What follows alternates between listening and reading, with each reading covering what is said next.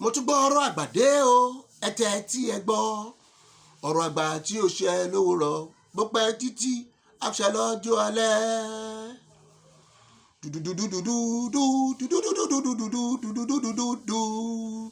Pàràǹpàǹpàǹ púrùtùntùn. Dadadadidadidadadadidandang. Yes, you are welcome to the first edition of this program, The Truth About Marriage. I mean the real truth about marriage. We'll be having series of problems about marriage in the world today. Even the anchor of this program is a student of bad marriage. So, don't think I'm here to flaunt that I have the best marriage. No, I don't. But that is one of the reasons that prompted me to go into a very deep spiritual and physical research about marriage. There are certain truths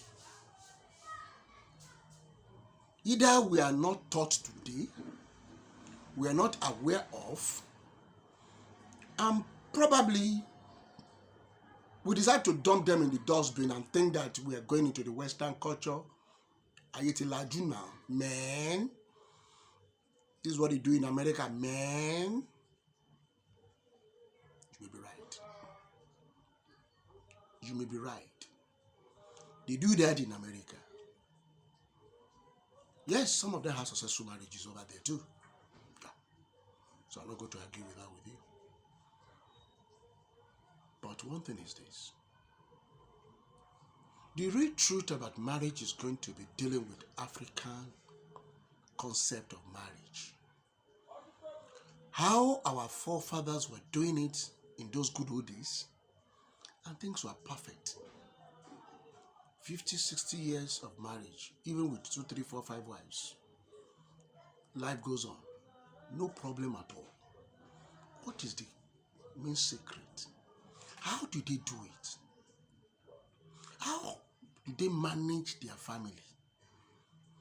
Are we saying that those men are so wise than us? Is it wisdom that takes them to this level? Oh, no, it is not. Okay. They are spiritual, so they do a little sacrifice to tie those women down. No. Another school of thought says that, no, don't forget that the women are used as slaves. So the woman does not have any right in the home. That's another good point. The women are slaves at home. So today, women are no more slaves. Women are now becoming CEOs of companies. We have Okojo Iweala, who is now the president of WTO. IMF president is also a woman. So women are no more slaves. Yes, I agree with you. But one thing is this. How many of us are successful in marriage? What is the percentage of successful marriage? What is the percentage of marriages that have been managed and endure? Now, another percentage. There are some of us whom their wives are waiting for their old age. Their wives are waiting for the old age. That is the time they want to serve you your meal.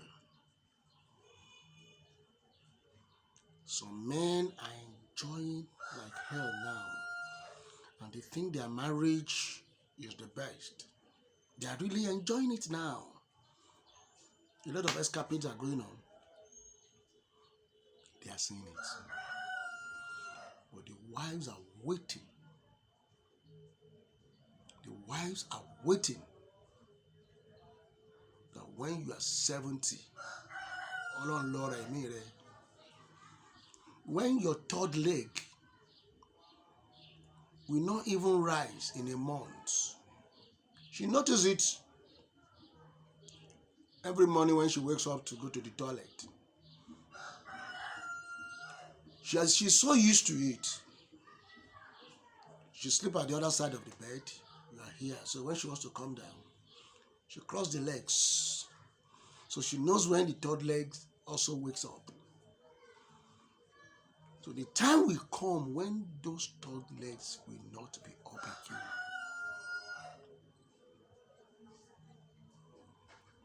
When the third leg will be down. First week, maybe he's thinking. Second week, maybe he's still doing it outside. So third week, I know it's not like this before that. And by the time we enter the fourth week, tá a bá fọwọ́ gbẹjọ́ kò lè dìde ńlẹ̀ mọ́. She will now bring out where she has kept the recipe. She will now cook the real meal for you, and you now start to eat it. We have men like that all around us today. You are welcome to the real truth of marriage. I'll be back. Welcome back.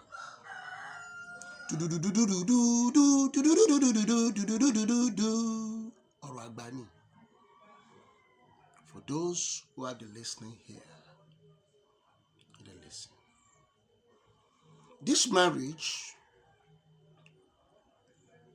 is something we all think that it is just coming together of men and women, a boy and a girl, and they go to the registry to collect the certificate of having sex regularly. Yeah, that is the thing some people think about it. The marriage is go to the registry, or maybe your dad and mom sit down together, and they now give you the permission to start having sex. That is marriage to some people.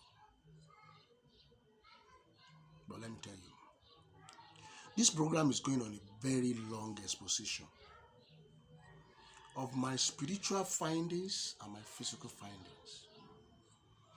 Things I've been compiling for 10, 20 years. I've met with a lot of my elder ones. Some are still living, some are dead today. And I asked them a lot of questions. Sir, why is this? Sir, why is this? And later I go back to my Creator. I need to query Him about my own life. Why are things like this? And He told me that by the time I give you this program, I give you the secret. You see the light. The Bible says, no one lights the candle and put it under the table. So when I give you the secret of the real truth of marriage, you must be out there to tell the world. Because the truth and the secret about the real things about marriage, by the time you start saying it, some marriages may separate. And the concept of this program is to reduce, if we cannot eradicate separation and divorce. But because some of us are sitting on a wrong foundation of our life, so by the time we start to unearthing the truth about marriage and some of the causes, especially the spiritual causes, we will now discover that maybe I need to separate from this woman, maybe I need to separate from this man, or maybe I have to continue to manage like that. Because the question will come up, níbo mo tún ń lọ, níbo mo tún fẹ́ yà sí, ta ló lè pè mí mọ́ nísìn, ta ni mo fẹ́ mọ́ nísìn. So when there's nowhere for me to go again, well, let me manage it. The problem continues. We continue to manage it, we continue to endure it. So the first question is this: what is marriage? I'll be back. You're welcome back. Marriage, according to the definition I end up to come about after my research. So this definition is going to be my own definition. The normal definition of marriage is coming together legally of man and a woman in agreement to live together. But what is marriage? Marriage is coming together of two different souls. Marriage is coming together of two different souls from two different spiritual environments, from two different spiritual environments and physical environment, coming together to raise a family. That is the most primary intention of African marriage. This program is dealing with African marriage.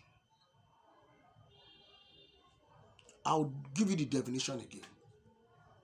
Marriage is coming together of two different souls living in two different spiritual environments and two different physical environments coming together to raise a family.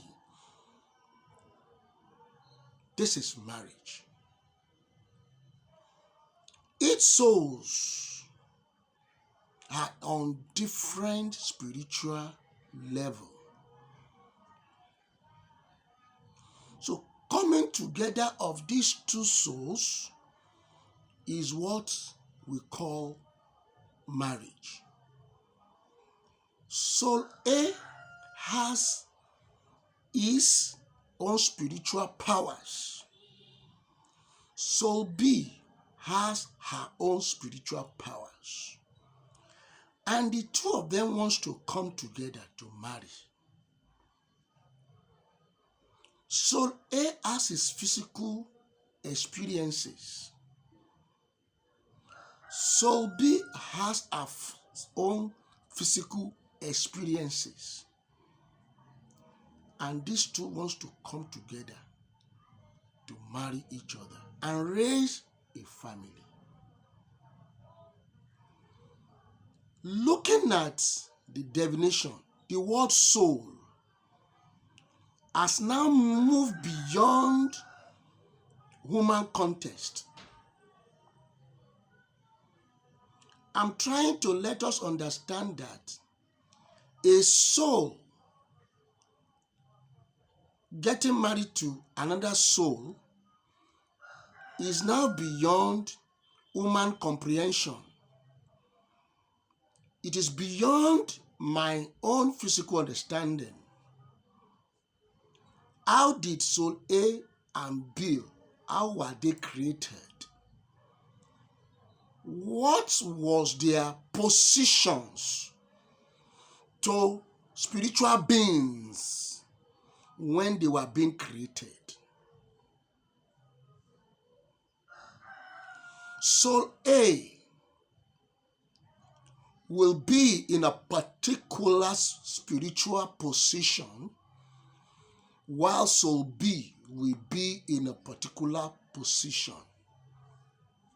The question we now need to ask ourselves here, these two souls, are they supposed to be together?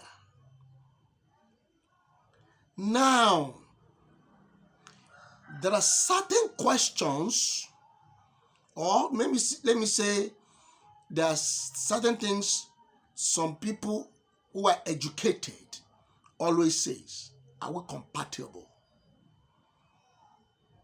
How do you know you are compatible or not? You think it's just a physical thing? The chemistry is working.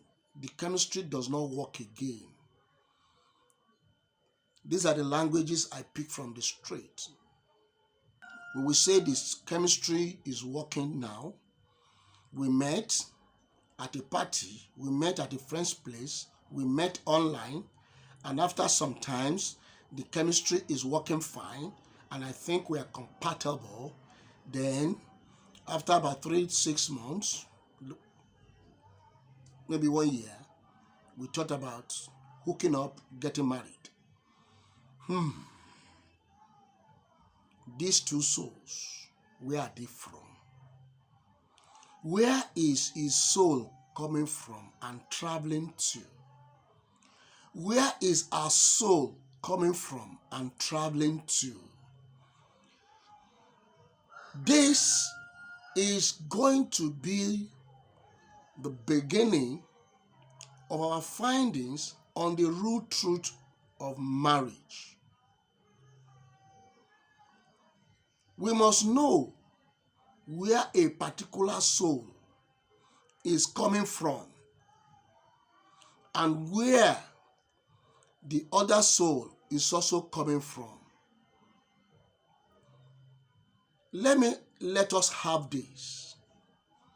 Two people never meet accidentally. There's no accidental meeting. No. The two of you will meet first at the spiritual realm. If at that spiritual realm, the game you play there plays out right, you are likely to meet at the physical realm. If the game doesn't play out well, you are likely to meet at the physical realm. Now, how it was, if it is good at the spiritual realm, dictates how the journey will either continue or break at some point. And if the journey is not really good, if the journey is not so sound, if the journey is not as it's supposed to be, I tell you, it may not last. The spiritual dictates the physical. Yes, I love our women for something.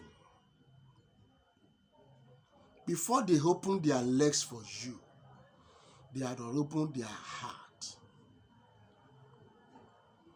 So, in some senses, where I'm going is this: the women do make consultation with the spiritual leaders.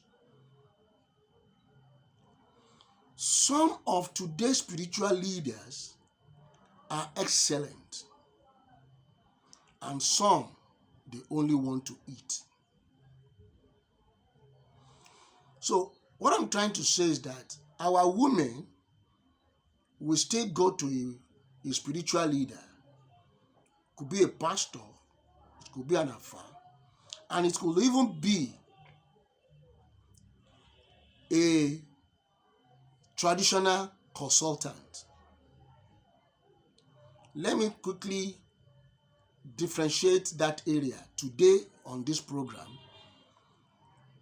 Spiritual leaders are into two. We have the herbalist, we have the spiritualist. The herbalist deals with leaves and herbs for healings, where the spiritualists deal with the things of the spirit. So I want you to understand this today. I told you this program is about African context. So I will be repeating this language because I'm talking to my Africans. The Europeans has their own idea. I will quickly talk on some of the ideas now. The Europeans believe in divorce, marry in the morning and divorce in the afternoon. No problem about that. Africa, we don't believe in divorce. In fact, in Africa, sometimes ago, it's a taboo. When you leave your husband's house, where are you going to? They have a name for it. Odale Mosu. Wọ́n ló ti dálé Mosu sílé bàbá àtìyá ẹ̀. Such a woman, hardly will you find a man to marry her again. So it is always a taboo for a woman to divorce or separate from her husband in Africa. In order to help some of our African women, is another reason this program is up here. Because you need to know the man you want to marry.